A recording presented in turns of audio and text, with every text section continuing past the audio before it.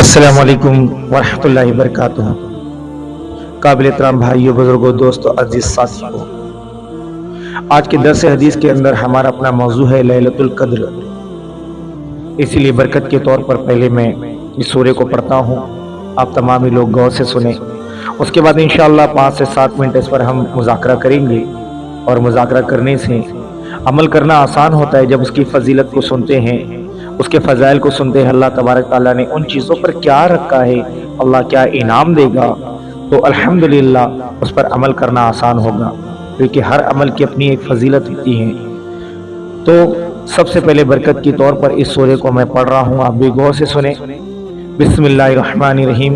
انا انزلناہ فی لیلۃ القدر وما ادراک ما لیلۃ القدر لیلۃ القدر خیر من الف شہر تنزل الملائکۃ والروح فیہا باذن ربہم من کل امر سلام ہی حتی مطلع الفجر۔ صدق اللہ العظیم۔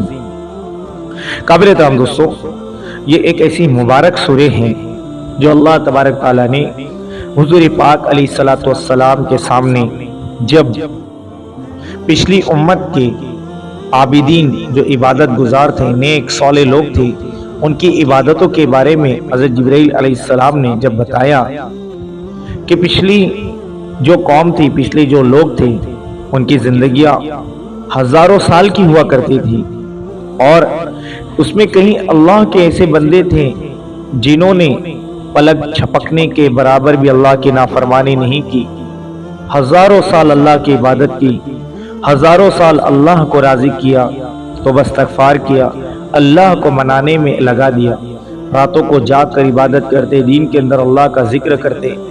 تو اللہ کے رسول صلی اللہ علیہ وسلم کو تو یہ پتا تھا کہ میری امت کی عمر صرف 60 سے 70 سال، ایک مختصر سی زندگی ہے، تو میری اپنی امت اتنی زیادہ عبادت کیسے کرے گی؟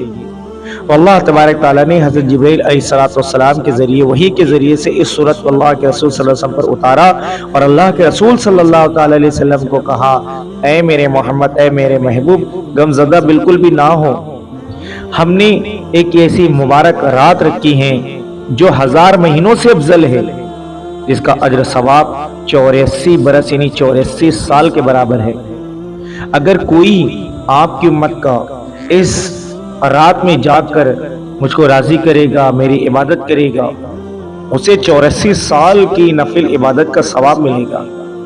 اللہ کے رسول صلی اللہ علیہ وسلم خوش ہو گئے، اور اللہ کے رسول صلی اللہ علیہ وسلم نے پھر اپنے صحابہ رضی اللہ تعالیٰ اجمعین کو اس کے اوپر آمادہ کیا کہ وہ لیلۃ القدر کی تلاش کرے۔ حالانکہ روایتوں میں آتا ہے کہ اللہ کے رسول صلی اللہ علیہ وسلم کو جبرائیل امین بتانے والے تھے کہ وہ کون سی رات ہے، لیکن کچھ آپسی جھگڑا، یعنی باہر کچھ جھگڑا ہو رہا تھا، اس کی وجہ سے اللہ تبارک تعالیٰ نے، علماء کرام فرماتے ہیں کہ اس کی تاریخ کو اٹھا لیا، کہ امت کے اندر کوئی جھگڑا، اختلاف ہو رہا تھا، کوئی آپس میں بحث ہو رہی تھی، تو اللہ تبارک تعالیٰ نے اس کی جو متعین وقت ہے اس کو اٹھا لیا اور کہا آپ اس کو طاق راتوں میں تلاش کرو۔ علماء کرام فرماتے ہیں کہ اب اس کو طاق راتوں میں تلاش کرو۔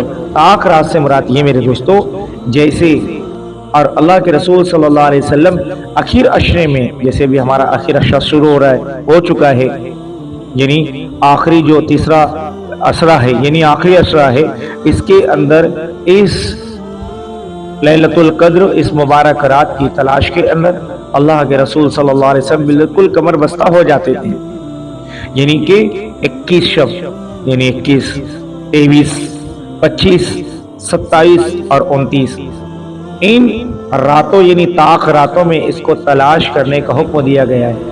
اور جو شخص بھی اس رات کے اندر اللہ کی رضا کے لیے ایمان اور احتساب کے ساتھ، پورے یقین کے ساتھ اللہ کی عبادت کرتا ہے، حضرت جبرائیل امین اس رات کے اندر سب سے پہلے بیت اللہ کے اوپر 500 فرشتوں کے ساتھ آتے ہیں، سبز جھنڈا آپ کے ہاتھ میں ہوتا ہے، اور پھر آپ آواز لگاتے کہ پوری دنیا کے اندر جہاں جو کوئی اللہ کی رضا کے لیے عبادت کر رہا ہو، نماز پڑھ رہا ہو، ذکر اذکار کر رہا ہو، قرآن کی تلاوت کر رہا ہو، اسے جا کر مصافحہ کرو۔